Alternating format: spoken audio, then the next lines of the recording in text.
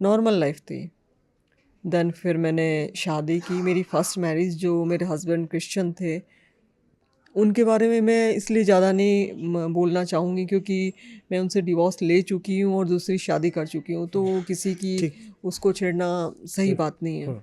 और मेरे बच्चे के फादर वो आज भी हैं। ठीक। तो देन फिर उसके बाद में मैंने शेयर मार्केट में काम शुरू किया था। एमबीए थी मैं, और अच्छी खासी गोल्ड मेडलिस्ट। तो आदमी एजुकेशन किस लिए लेता है, या तो जॉब के लिए या बिजनेस के लिए। तो मैंने बिज़नेस स्टार्ट किया शेयर मार्केट का। और उस ड्यूरेशन में मेरे साथ में कुछ पार्टनर्स थे, जिनमें से मेन कह सकते हैं कि एक बैंकर, बाकी तो उनकी वाइफ, उनका बेटा और उनकी बेटी। उनका बेटा और बेटी और वाइफ तो डमी पार्टनर रहे हैं। तो उन्होंने पैसा इन्वेस्ट किया, उन्होंने लोगों से बोरो किया अपने बिहाफ पे। क्योंकि एक फ्रेशर एमबीए चाहे कुछ भी हो, उसकी कुछ खास वैल्यू नहीं होती है फाइनेंशियली। ना मेरे कोई फाइनेंशियली एसेट्स थे। तो उन्होंने पैसा बोरो किया लोगों से अपने बिहाफ पे और मुझे दिया। और मैंने उस पैसे को मार्केट में लगाया और काफ़ी अच्छा रिटर्न लिया हमने। और मैंने उनको कभी भी हाइड नहीं किया कि मैं क्या कमा रही हूँ क्या नहीं। कभी भी कोई चीज़ ये ज़रूरत नहीं पड़ी मुझे हाइड करने की कि भाई मैं क्या कमा रही हूँ क्या नहीं। तो मैंने हमेशा उनको बताया। उन्होंने जैसे मुझे कहा कि 10 रुपये में, मतलब 10 रुपीज़ पर मंथ में हम लोग इंटरेस्ट पे लेके आए हैं।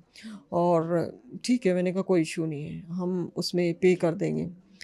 फिर मैंने उनको पे भी किया। देन मैंने कहा कि आप दे दीजिए बाकी का पैसा। तो फिर उन्होंने कुछ ये बोला कि नहीं ये 30 रुपीज़ पे कुछ ऐसे, तो उन्होंने इस तरीके के इश्यूज़ क्रिएट कर दिए। फिर भी मैंने कहा कि चलो कोई ना, ठीक है। उनके पास में मेरे चेक होते थे साइन किए हुए। वो इसलिए होते थे क्योंकि जब उन्होंने मेरे पे इतना पैसा इन्वेस्ट किया है, एक सिंगल लाइन मुझसे कभी लिखवाई नहीं, तो वो एक खाली चेक पे साइन करवा रहे हैं जिसमें कुछ है ही नहीं, और मेरी वैल्यू तो कुछ थी ही नहीं ना। तो मैंने कभी उन पे डाउट नहीं किया। और ये नहीं समझ में आया, सबसे बड़ी गलती ये रही है मेरी कि मुझे अपने एक साइन की वैल्यू नहीं पता थी, जो कि मैंने ब्लैंक चेक पे किए। तो देन उन्होंने धीरे धीरे पैसा निकाल लिया। मेरा इंटरेस्ट हमेशा शेयर मार्केट में रहा है और स्टडी करने में, या ज़्यादातर उसी में बीतता था। तो मैंने ध्यान नहीं दिया इन सब चीज़ों पे। धीरे धीरे उन्होंने पैसा निकालना शुरू कर दिया। कब निकाला, क्योंकि चेक्स थे उनके पास में, नहीं पता लगा। फिर उन्होंने किसी से बोरो कर लिया, 30 लाख कर लिया। और उन्होंने, मैंने पूछा ये 30 लाख आपने लिख तो दिया, गया कहाँ? तो उन्होंने कहा ये तो उसका इंटरेस्ट पे कर दिया। इंटरेस्ट पे इंटरेस्ट, मतलब उन्होंने जो गोल गोल जिस तरीके से सर्किल घुमाया जो समझ से बाहर था। फिर उन्होंने चेक वगैरह दिखा के और कुछ लोगों को पीछे करके धमकाना शुरू किया, काफ़ी सारी चीज़ें उन्होंने की। और मेरे पास में एक लैंड थी, मेरी मौसी से ली हुई थी वो लैंड। तो उसके पेपर्स भी उनके पास में थे, क्योंकि शुरू में मैं उनसे जब मिली थी, वो बैंकर थे एक लोन के सिलसिले में। देन फिर उनसे मुझे पता चला था कि पेट्रोल पंप वो अलॉट करवा सकते हैं। देन फिर चीज़ें स्टार्ट हुई कि शेयर मार्केट और ये सब मैंने उनको बताया। तो ठीक है, हम वहाँ तक पहुँचे। और फिर जैसे जैसे टाइम बीतता गया, उन्होंने पैसे निकालना शुरू किया और पता भी नहीं लगने दिया। क्योंकि जो अकाउंट था वो एक तो उनके बैंक में था, एक दूसरे बैंक में था। तो उनकी वाइफ का जाना और फिर निकालना करना, या किसी दूसरे को पियोन को भेज के करना, तो पता नहीं लगा। मैं मार्केट में बिज़ी रहती थी। रात को भी फॉरेन मार्केट्स ओपन होते हैं, उनको वॉच करना, तो पूरा टाइम मैं हमेशा बिज़ी रहती थी। हफ्ते में मुझे सिर्फ एक ही दिन मिलता था, सैटरडे। तो वो थोड़ा बहुत घूमने के लिए मेरे बेटे के साथ या मेरी बहन के साथ चला जाता था। तो जब मुझे पता लगना शुरू हुआ, मैं शॉक्ड हो गई कि ये क्या हो रहा है। उन्होंने धमकाना करना शुरू कर दिया। पहले पोलाइट थी उनकी लैंग्वेज, देन फिर रूड होना शुरू हुआ। तो वो उनकी मिसेस दोनों के दोनों, मैंने पापा को कंप्लेन की। पापा ने कहा मैंने तुम्हें कहा था कि ये सही लोग नहीं हैं, फिर भी तुमने नहीं माना। फिर भी उन्होंने कहा कि ठीक है, लीव दैट, छोड़ दो। मैंने कहा कि गलत तो मैंने नहीं किया है, गलत इन्होंने किया है, तो मैं पुलिस कंप्लेन करूँगी। मैंने पुलिस कंप्लेन की। मैं सबसे पहले एसपी साहब के पास में गई और 14 टाइम्स गई हूँ मैं। 40 बार? नहीं, 14 बार। 14। 14 बार। तो जितना मैं पढ़ी लिखी थी और जितनी मेरी समझ थी उस टाइम के हिसाब से, तो मुझे पता था कि जो डिस्ट्रिक्ट का हेड होता है वो एसपी होता है और उससे बड़ा कुछ नहीं होता। तो वहाँ जाओ। मैंने नीचे के किसी बंदे को अप्रोच ही नहीं किया, सीधा एसपी साहब को। तो एसपी साहब ने एप्लीकेशन मेरी बात सुनी 5 मिनट 10 मिनट। देन फिर वो सिटी सीईओ को कॉल करते हैं कि मैं एक लड़की भेज रहा हूँ, तो वो शायद रोते हुए आई है और शायद फैमिली के साथ या कहीं कुछ इश्यूज़ है, देख लेना ज़रा। तो वो एप्लीकेशन रिटर्न में लिखवा के हाँ वहाँ भेज दे। देन सिटी सीईओ साहब एप्लीकेशन लिखवा के एनवलप में डाल के और मुझे कोतवाली भेजते। कोतवाली जाने पे मुझे पता चलता कि आपको थ्रेट मिल रही है या फिर धमका रहे हैं या जो भी कुछ मिसबिहेव हो रहा है उसका एविडेंस चाहिए।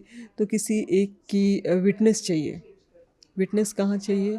जहाँ मैं रहती हूँ, जहाँ वो धमकाने आते हैं।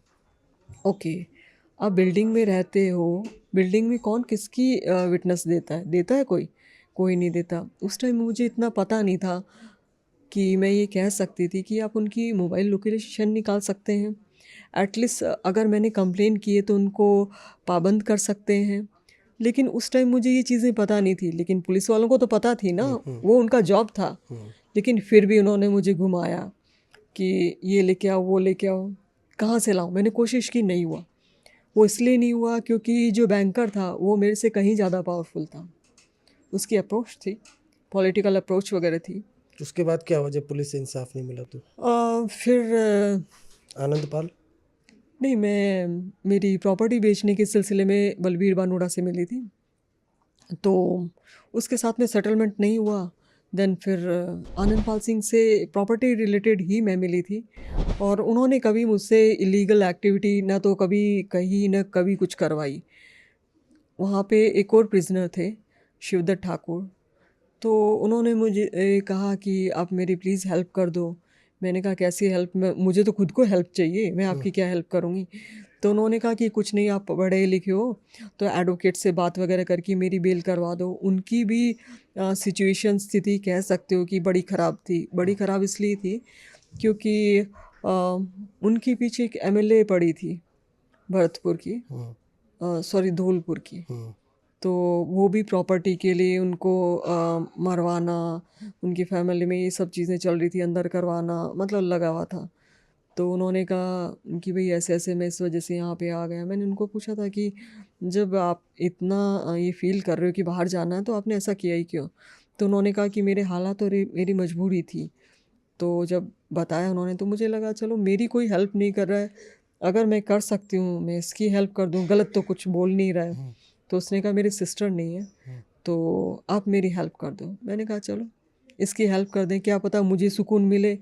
मेरी हेल्प नहीं की मैं तो किसी की कर दूँ, कोई मेरी भी करे। तो बस मैंने उनकी हेल्प की थी लीगली। पहली बार आपको पुलिस ने कब अरेस्ट किया, कब जेल गई? पहली बार मुझे अरेस्ट किया था डीडवाना में। राजस्थान? हाँ जी, राजस्थान में किया था। क्या आरोप लगाया? एलिगेशन था वेपन और लीकर। वो क्या केस था, पूरा बताएंगे? किस तरह से आप कहाँ थी, कैसे पुलिस आई, क्या था? पुलिस आई। पुलिस का एलिगेशन ये था कि मैं वेपन के साथ में पकड़ी गई हूँ। स्कॉर्पियो था, तो स्कॉर्पियो ज़रूर मेरे पास था, ना तो मेरे पास में वेपन था और लीकर तो पॉसिबल ही नहीं है।